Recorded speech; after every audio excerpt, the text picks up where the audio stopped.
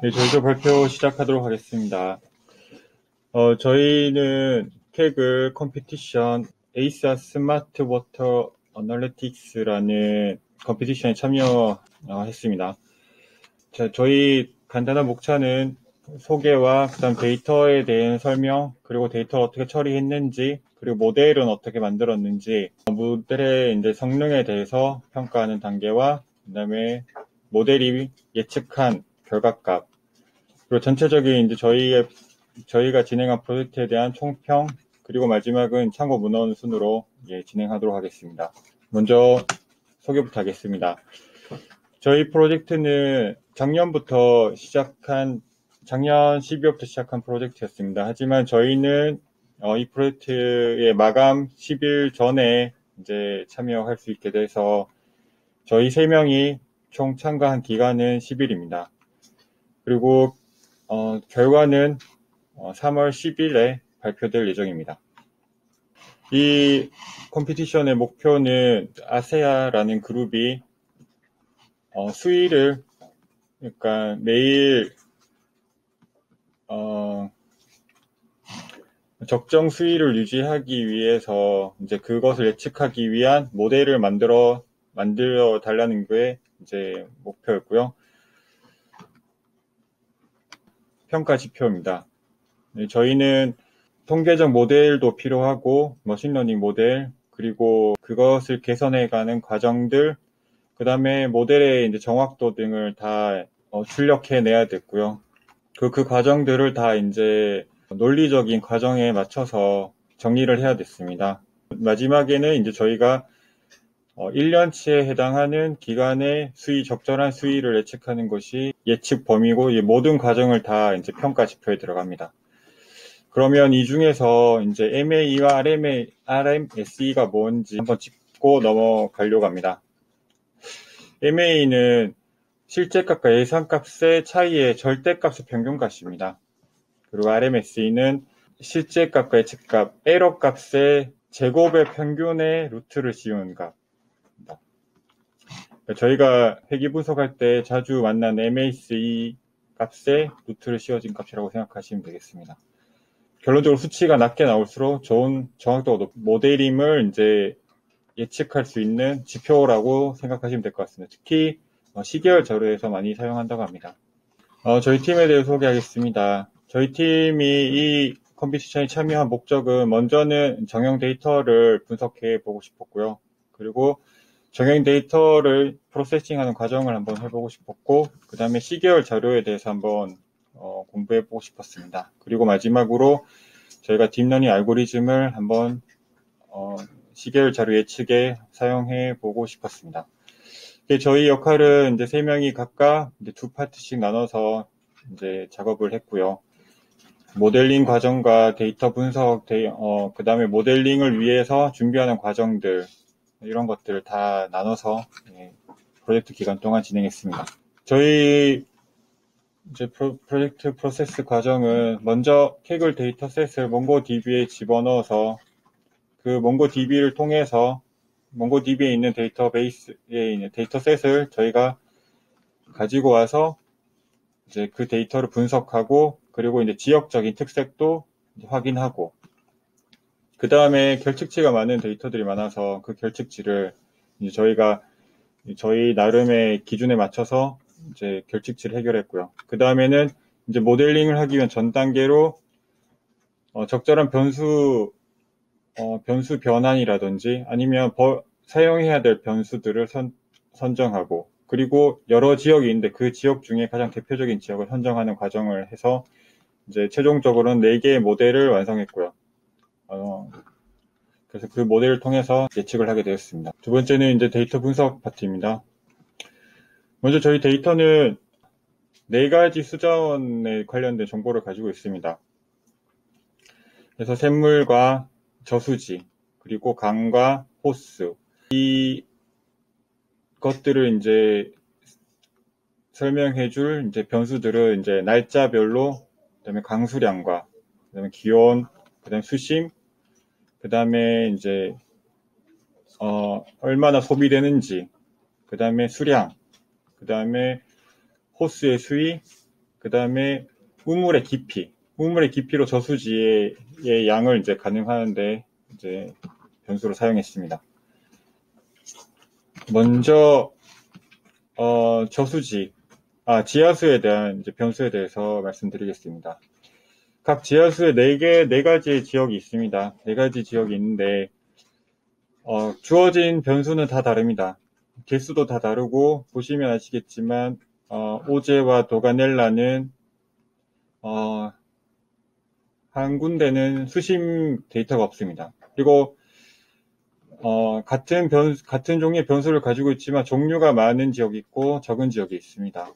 그리고 결과적으로 저희가 지하수 수자원은 수심을 예측해야 되는 게 저희 과제였고요. 데이터는 이렇게 분포되어 있습니다. 히스토그램을 통해서 저희 데이터가 대부분이 다 정규 분포를 따르지 않고 있다는 것을 볼 수 있고요. 그래서 데이터의 전처리가 필요하다는 것을 개략적으로 알 수 있습니다. 그 플로팅된 파일을 보시면 데이터가 계절성을 가지고 있고 시간에 따라서 패턴이 있다는 걸 알 수가 있고요. 그리고 결치치에 의해서 이상치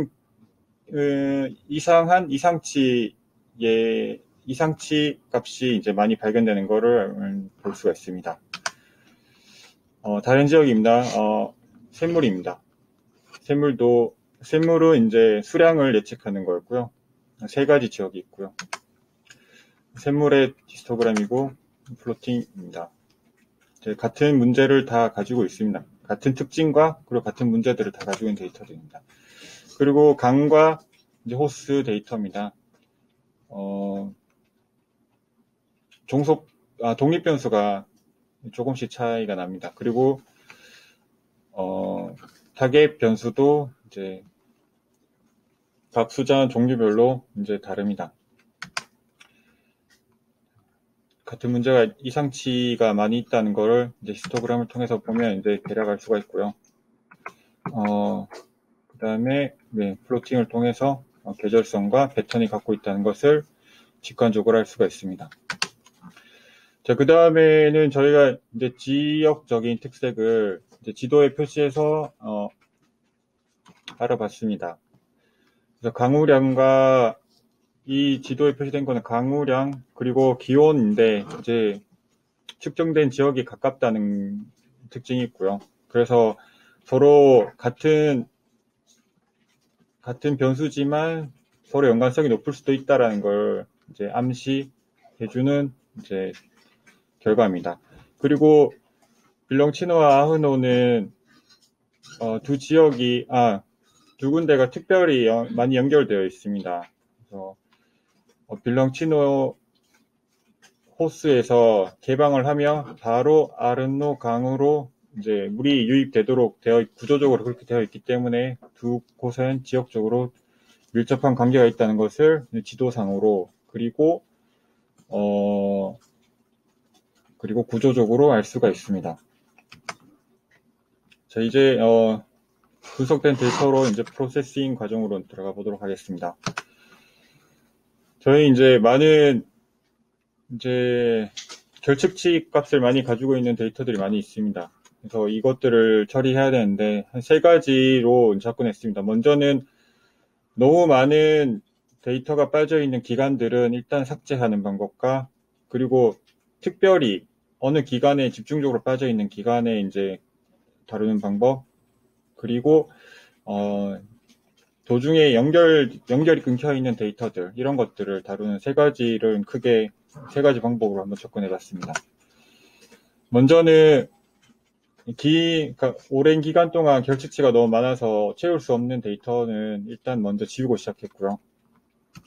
두 번째는 특정 연도에 해당되는 이제 데이터가 결측치가 많을 경우 저희는 여기서 이제 LGBM이라는 이제 알고리즘을 사용했는데요.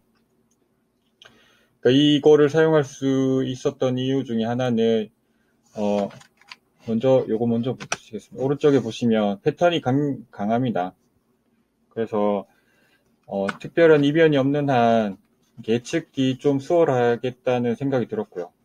그리고 LGBM이라는 이 알고리즘이 활용하기에 결측 집값, 그러니까 트레이닝 데이터로 쓸 수 있는 데이터가 충분하다고 생각했습니다. 이 LGBM이 간단한 알고리즘이면서도 빠르고 정확한 알고리즘이어서 저희가 이제 특별히 온도, 기온을 측정하는 데 사용했고요. 그 LGBM은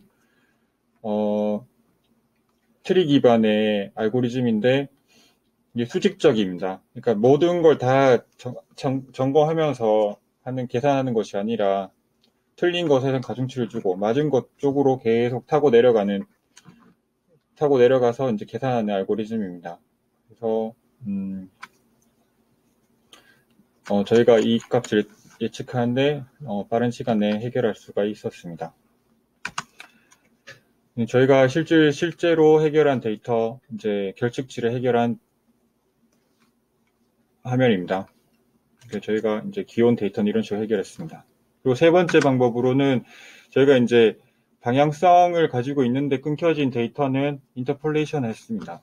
간단한 방법으로 이제 두 개가 이제 방향을 가지고 있기 때문에 이제 연결하는 방법을 사용했습니다. 네. 다음은 이제 결측치가 처리된 데이터셋에서 이제 필요에 맞게 값을 조정하거나 이제 어떤 변수를 사용하면 좋을지 판단하는 과정입니다. 이제 먼저 이제 플로우 레이트라는 변수는 유속을 나타내며 이제 마이너스 값과 플러스 값을 가지는데요. 이제 마이너스 값은 안쪽에서 밖으로 나가는 이제 빠져나가는 유속을 나타내고 플러스는 이제 밖에서 안으로 들어오는 것을 뜻합니다. 이제 실제로 이제 물 관련 회사에서는 이 부호를 신경 쓰지 않다고 이제 설명이 있었기 때문에 저희는 이제 이 값의 절대값을 취하여 단위를 맞춰주기 위해 조정을 하였습니다. 그다음에 다음은 이제 데이터 간의 격차가 큰 경우가 있었는데 이제 격차를 줄이기 위해 보통은 로그를 취하기도 합니다.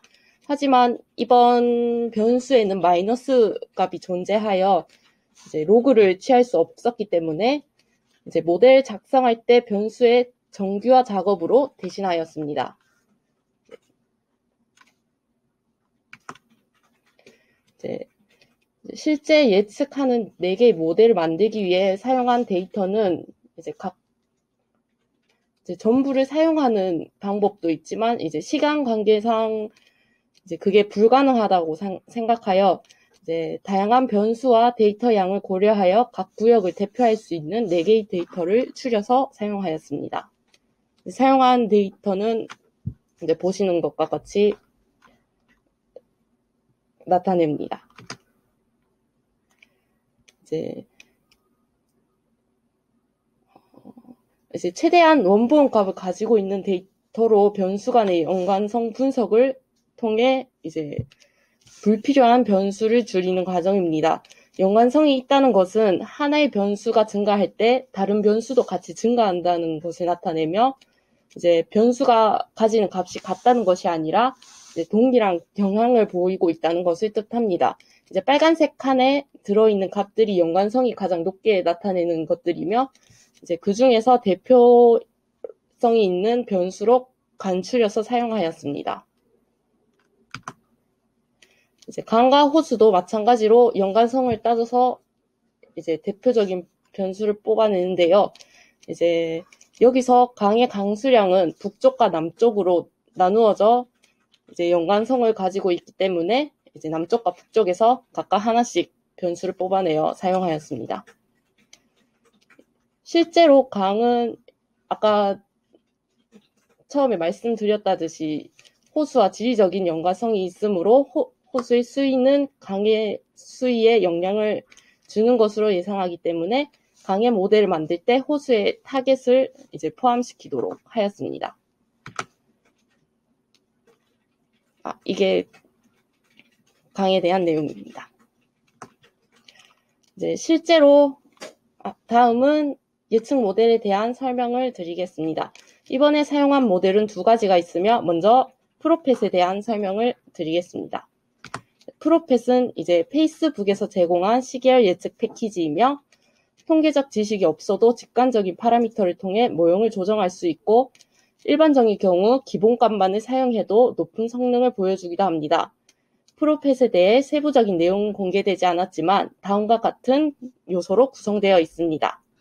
특정 지점이 추세가 변화하는 시점을 확률적으로 결정하는 그로스와 이제 사용자들의 주기적으로 나타나는 패턴을 나타내는 시즈널리티, 그리고 주기성은 없지만 특정 이벤트가 미치는 영향의 범위를 설정할 수 있는 홀리데이즈로 값을 조정하는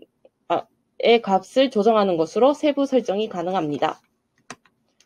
이러한 프로펫을 사용하기 위해서는 데이터 가공이 필수적이며 이제 날짜 변수와 이제 타겟으로 사용하는 변수의 이름을 DS와 Y로 바꿔줄 필요가 있고요. 이제 1년치 데이터 변화량을 보는 것이 목표이기 때문에 전체 데이터에서 365일을 제외한 데이터를 훈련 데이터로 하였고요. 나머지 365일은 검증 데이터로 분할하여 작업하였습니다. 바로 이어서 발표를 드리겠습니다. 좀 전에 저희 고은씨가도 발표했던 퍼펫 같은 경우에는 이제 일반적으로 편하게 사용할 수 있기 때문에 저희가 메인으로 사용하고 있는 예측 모델은 LSTM의 기준점으로 사용을 했습니다. 즉 최소한 퍼펫에서 나온 결과값보다는 LSTM의 값이 더 높아야 이제 LSTM의 값이 신뢰할 수 있다라는 부분으로 인정을 한 거죠. 그래서 LSTM에 대해서는 조금 이제 퍼펫보다는 좀 더 자세히 설명을 드리고 이제 실제 저희 데이터 예측값을 설명드리도록 하겠습니다. LSTM의 이제 기본적인 이론은 이제 여기 보시면은 셀 스테이트라는 부분이 있어요. 이 부분이 셀 스테이트예요. 이제 요 셀 스테이트에 있고 이제 게이트들로 이루어지는데 요 게이트들이 이렇게 관여를 합니다. 이렇게 2개, 이렇게 3개. 이제 그래서 이제 관여를 해서 이제 결과값을 이제 하는 건데 여기서 중요한 게 여기 보면은 전체 체인을 관통한다라는 문구가 있습니다. 이제 이 전체 체인을 관통한다는 문구 때문에 제가 뒤에 이제 이게 데이터 셋하고 연관되는데 제가 좀 이따 데이터 셋에 대해서 좀 더 상세하게 설명드릴 건데요. 이게 이제 전체적인 모식도고요. 예. 바로 이어서 데이터 셋의 설명을 드리면 체인 구조라고 말씀드렸지 않습니까? LSTM의 핵심은 셀 스테이트고 셀 스테이트는 데이터 체인을 통과하고 데이터 체인을 위한 이제 데이터 셋 함수가 그래서 굉장히 중요합니다. 그래서 원래는 이제 코드를 이제 쓰는 건 그렇게 좋지 않다고 했는데 저희 같은 경우는 워낙 데이터 셋이 중요하다 보니까 이렇게 코드를 첨부드렸습니다. 이제 여기 보시면 저희가 실제로 사용한 데이터거든요. 실제로 사용한 데이터의 일부분인데 여기 1번 이제 데이터 셋이고 2번 데이터 셋이고 3번 데이터 셋입니다. 1번 데이터 셋에 대한 결과값이고 2번 데이터 셋에 대한 결과값이고 3번 데이터 셋에 대한 결과값인데 이제 자세히 보시면 1번 체인, 2번 체인, 3번 체인으로 보시면 됩니다. 1번 체인을 통해서 나온 이 결과값이 1번 체인을 통해서 나온 이 결과값을 도출하기 위한 이제 저희가 배운 개념으로 따지면은 웨이트 값. 이 웨이트 값이 사라지지 않고 물고 늘어지고 2번 이제 2번 데이터셋에 연관을 줍니다. 또 2번 데이터셋에서 나온 이제 웨이트 값은 3번 데이터셋에 연관을 줍니다. 그래서 웨이트 값 플러스 데이터 값이 연관을 줘서 이러한 이제 결론을 도출하는 과정을 계속 체인처럼 물고 이제 늘어지게 됩니다. 그래서 이제 LSTM의 이게 강점이 되는 거죠. 그래서 시계열 분석의 강점을 가지는 특성이 있습니다. 이런 체인 구조가 이제 시계열 규정의 강점을 가지기 때문에 실제적으로 다른 모델에 비해서는 훨씬 시계열 분석의 강점을 가진다고 할 수 있죠. 다음으로 설명드리면 이제 이런 LSTM에 대한 이제 기본적인 세팅인데 저희는 F코드를 50으로 줬습니다. 이제 10도 줘보고 200도 줘보고 100도 줘보고 했는데 이미 50 부분에서 거의 보시면 이제 로스 값이 이제 상당 부분 낮아져 있어서 이제 더 이상 낮출 필요는 없다고 생각되었고요. 그 다음에 저희가 이제 사용한 LSTM 같은 경우에는 이제 멀티베리어티 멀티스텝 LSTM 모델이고요. 실제 LSTM 모델이라고는 하지만 종류가 이제 많습니다. 크게 이제 4가지 종류가 있고요. 이제 세부적으로 또 이렇게 많이 나눠져요. 그 중에서 저희는 이제 요 4번째에 다시 1번째인 Multiple Input, Multi-Step Output 요 모델을 사용했고요. 이제 옵티마이저는 아담으로 줬고 중간값 LSTM으로는 64로 줬고요. 이제 요거는 이제 요거에 대한 예시 모델로 저희가 2년치 데이터셋으로 앞으로 다가올 2년치를 예상한 이제 모델을 한번 제가 예로 들어서 이제 보여드리는 거고요. 생각보다 이제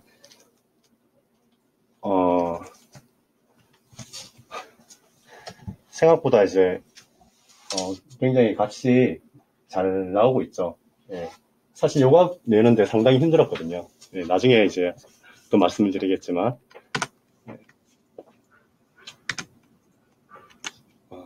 다음으로 이제 모델 평가입니다. 저희 먼저 지하수고요. 지하수는 이제 저희가 예측을 할 때 요 부분에서 이제 가장 저희가 고려했던 부분이 하나가 지하수잖아요. 지하수는 이제 비가 오고 강수량이나 그 다음에 이제 온도랑 직접적으로 바로 영향을 받지 않습니다. 그게 영향을 받는데 시간이 걸려요. 그래서 그 부분이 조금 고려하는데 힘들었었습니다. 이제 여기에서는 이제 타임 시프트라는 걸 사용을 하긴 했었는데, 이제 먼저 이제 예측값을 비교해 볼게요. 이제 여기 포펫, 여기 포펫 같은 경우에는 이 부분이 예측 구간이거든요. 이제 지금 현재 화면상으로는 이제 보이지 않는데 밑에 이게 연도예요. 이제 2014년부터 2019년까지, 여기 2020년까지. 그래서 이 부분이 이제 예측 구간이고요. 이제 LSTM으로는 이걸 이제 고차시켜서 아예 1년만 이렇게 집중해서 보여준 거거든요. 그래서 이렇게 보시면 언뜻 보시기에도 이제 포펫 같은 경우에는 좀 차이가 많이 나요. 그래서 이제 포펫 같은 게 일반적으로 사용할 수 있는데 이제 대신에 이제 어느 정도 차이가 유격이 발생하죠. 하지만 LSTM 같은 경우에는 굉장히 잘 따라잡고 있죠. 여기 이제 노란색 부분이 실제 값이고요. 파란색 부분이 예측 값입니다. 여기 보면 이제 파란색 값이 예측 값이고 노란색 값이 실제 값입니다. 그러면 이제 여기에서 저희가 실제 저희가 포펫하고 LSTM하고 비교했는 것 중에 다른 것에 비해서 이 부분이 훨씬 더 LSTM 결과가 좀 더 좋거든요. 이제 그런 이유 중에 하나가 뭐냐면 포펫 같은 경우에는 그냥 이제 일반적인 데이터셋을 넣어요. 근데 LSTM 같은 경우에는 저희가 어느 정도 이제 수정을 하고 이제 입력값을 조정을 할 수가 있거든요. 그래서 여기서 넣은 거는 아까처럼 타임 시프트 기능 사용해서 지하수에서 물이 강수량이 내려서 지하수로 내려가는 데까지 걸리는 시간을 저희가 5일도 줘보고 28일도 줘보고 3일도 줘보고 이제 했는데 한 5일 정도 줬을 때 결과값이 굉장히 좋았거든요.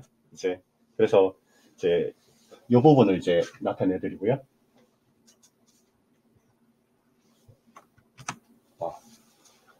그 다음에 이제 이거는 이제 워터 스프링은 이제 셈이거든요. 셈인데 이제 자세히 보시면은 이제 여기 예측값하고 LSTM 값이고 이제 LSTM은 이제 잘 예측을 하고 있죠. 이제 포펫 같은 경우에는 이제 약간 유격은 발생하고 있습니다. 하고 있고 이제 여기 자세히 보시면 측정 지역들마다 이제 플로우 레이트, 그러니까 저희가 유압으로 해석을 했는데요. 이제 유압이 증가될 때마다 이제 수위가 상승되는 걸 볼 수가 있습니다. 이제 요거는 이제 그걸 구체적으로 이렇게 1년치로 보는 거고, 예, 이렇게 보여드리고 있죠.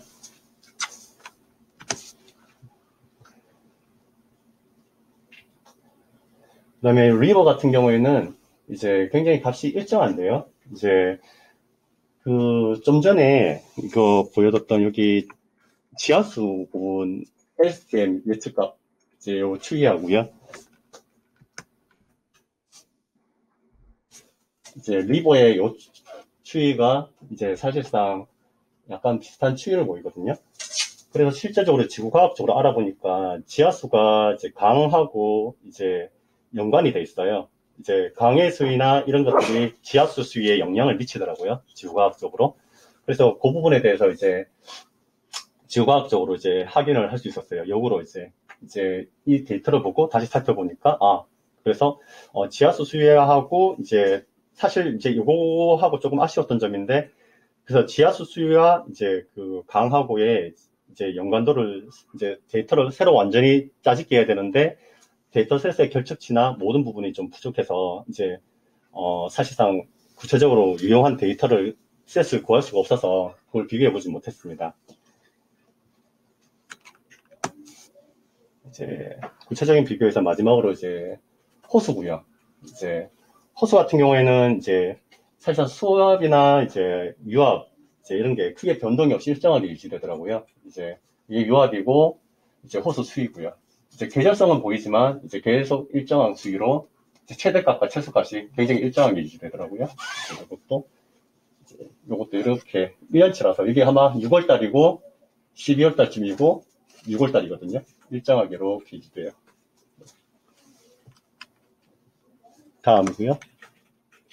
이거는 저희가 원래는 STM으로 나타내려고 했는데 이제 퍼펫이 너무 예쁘게 잘 나와서 그래서 전체적인 1년치를 보여드리는 게 아무래도 이해에 도움이 될 것 같아서 이제 이렇게 나타냈습니다. 이제 그 아크파이어는 이제 지하수는 이제 값이 증가하는 게 이제 수위가 증가한다는 뜻이에요. 즉 수량이 증가한다는 뜻이고요. 이제 여기 리버 같은 경우에는 이제 아까 이제 설명을 드렸지만 이제 값이 계속 이제 아까 제가 구체적으로 보여드렸던 것과 똑같이 일정하게 유지된다는 걸 아실 수 있을 거고, 이제 레이크 같은 경우에는 이제 리버하고 비슷하게 이제 그 위에가 이제 레이크, 그러니까 호수 수위고요. 밑에가 이제 그 유압인데 둘 다 그냥 일정하게 유지가 됩니다. 그래서 별 문제는 없을 것 같아요. 그 다음에 이제 샘이거든요. 샘도 이제 뭐 평이한 이제 수준을 보이고 있고요. 이제 사실 저희가 이제 그 좀 전에 이렇게 보여드렸잖아요. 이제 전체적으로 보여드렸는데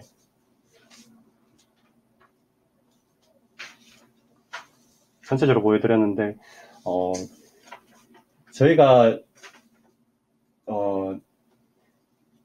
시간 관계상 이제 실제 데이터를 이제 결측값을 저희가 실제 데이터를 이제 기상청이나 이제 이태리에 있는 그런 기상청이나 그런 데에서 실제 기온 데이터나 이런 걸 수집해서 이제 크롤링해서 이제 놓고 싶었었어요. 근데 이제 그런 부분에 대한 API에 대한 접근이나 이런 부분이 여유롭지가 않더라고요. 그래서 그 부분을 하지는 못했고요.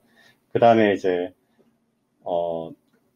그 포펫의 모델 같은 경우에도 사실상 아무리 이제 저희가 기준점을 잡는다고 하더라도 포펫에 대한 이제 정확도를 높이려고 했었어요.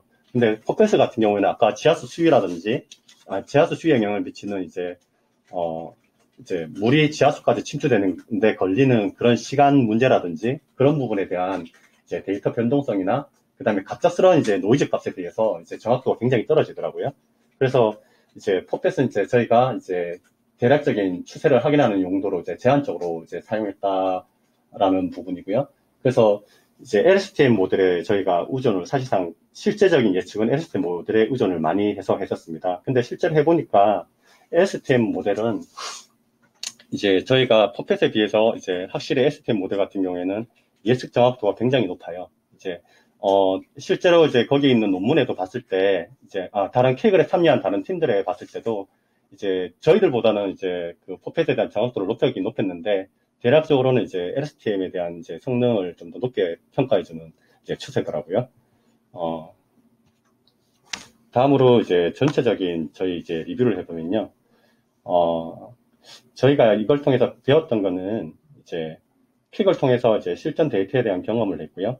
이제 아까처럼 이제 저희 QTC가 설명을 하고 고은 씨가 설명했듯이 이제 데이터 전처리가 정말로 중요하구나라는 부분을 다시 한 번 더 인식을 했습니다. 사실 이제 아까 LSTM이 이제 어느 정도 예측을 많이 하긴 했지만 이제 세부적으로 굉장히 이제 예를 들면 20일 단위로도 가거나 10일 단위로도 가버리면 예측도가 좀 떨어지거든요. 이제 1년 단위로 했을 때는 굉장히 추이를 잘 쫓아가는데 이제 10일 단위, 일주일 단위 이렇게 이제 좀 더 이제 세밀하게 하면 예측도가 떨어져요. 그 이유가 뭐냐면은 데이터셋이 저희가 이제 아무리 이제 보완을 하고 하더라도 이제 예를 들면 총 데이터셋의 길이가 8,000줄이에요. 8,000줄인데 저희가 복구한 게 예를 들면 3,000 몇백 줄밖에 못됐어요. 최대한 복구를 했는데 이제 완전한 데이터셋이 이제 결집값이 없는 게 이제 1,800개 정도였습니다.